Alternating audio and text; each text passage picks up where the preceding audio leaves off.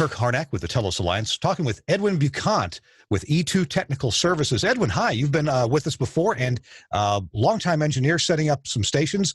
I understand one of those shows that you've set up because of this pandemic, you're putting people outside the station, putting them out into their own homes, is the Tommy Show. Tell us about what's going on there. So this is a show that started about a year ago, and they wanted a state-of-the-art facility that could be built in Kelly Collis's basement and do everything they did in a regular studio. And they ended up with an IQ and a core and a VX, and everything is audio over IP. Everything was designed to be used remote in some form. And I got a call on Friday saying, guess what? We're going to be quarantined. Tommy's going to be at home, and I'm in the basement, and we hope all this stuff works. Help.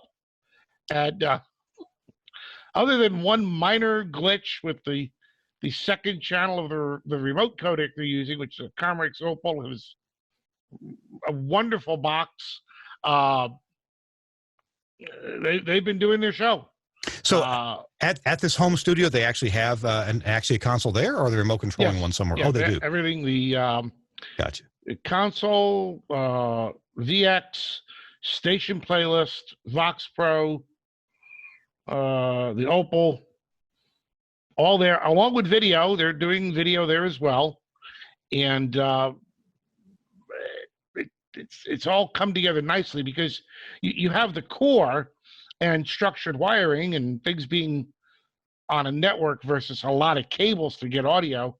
We've been able to do a lot in a small space that would have been much harder if we had a console and a router and a big power supply and a lot of wiring and punch blocks. Maybe there's 24 cables in the whole thing. And I take it that if they're using, you've mentioned the core, the QOR engine from Axia, and exactly which console is it? It's an IQ console, right? An IQ, yeah. But the cool thing is, because you've got the profiles and what we did on this show, once they were comfortable with how they wanted it to work remotely, that's saved as a profile. And so they can, in the middle of the show, switch between having a guest in the studio if they end up with one versus whatever setup they're doing remotely, because you leave the fader on, the source is there. That's how they are.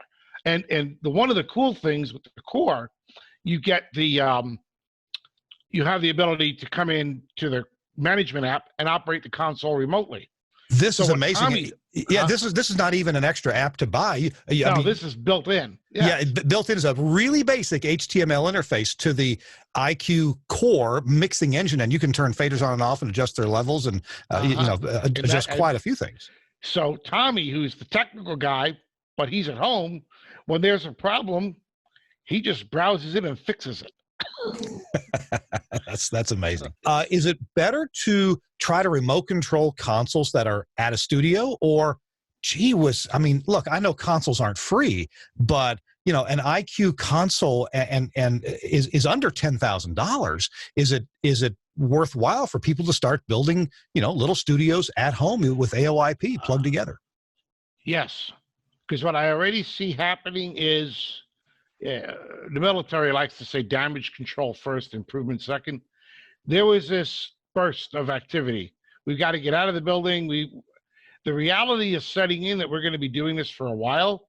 So the level of sophistication is going up, and you're already seeing people going, well, I do some voiceover production from home. This is more work than I could do at my home studio. What can I buy? Maybe I'll just build a studio that I can use for work as well as my whatever. So as the level of sophistication goes up, yes. And what I see already happening is the vendors putting together packages to just sell a pre-configured and then, find a local engineer to, help flesh it out kind of thing.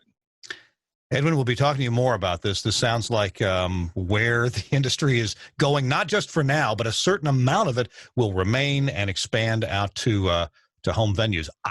Some people think it's a bad thing. I've had this studio at my home for years, and I don't do any live shows, but I do voice tracking and book recording and, Yes, I do a live show. I do This Week in Radio Tech right here. So, But yeah. people are not aware that the networks have been doing this for years. You know, pick a national show. A lot of them aren't, getting a limo to a studio. A lot of them have been from a local station to the network, or they've been in their home. Tom McGinley said it on the twerk with whatever it was, keeping resiliency or whatever in this time. We can do now stuff we couldn't imagine 5, 10, or 15 years ago, and we're just realizing what we can do. You said it, and I didn't even realize it, and it's absolutely true. Michael Savage, Rush Limbaugh, Bill O'Reilly. I don't know if he's still doing stuff or not, but all the Paul Harvey, all these people had home studios as well as someplace they could travel to. That is absolutely amazing. We got to go. Ed, thank you so much for your contribution. Any last word? Patience, communication, trust your engineer. I love it. I love it. Ed Bukont with E2 Technical Services, and thank you so much for talking to us about what's going on now with the global pandemic and people having to work from home and be socially separated. I'm Kirk Harnack for the Telos Alliance.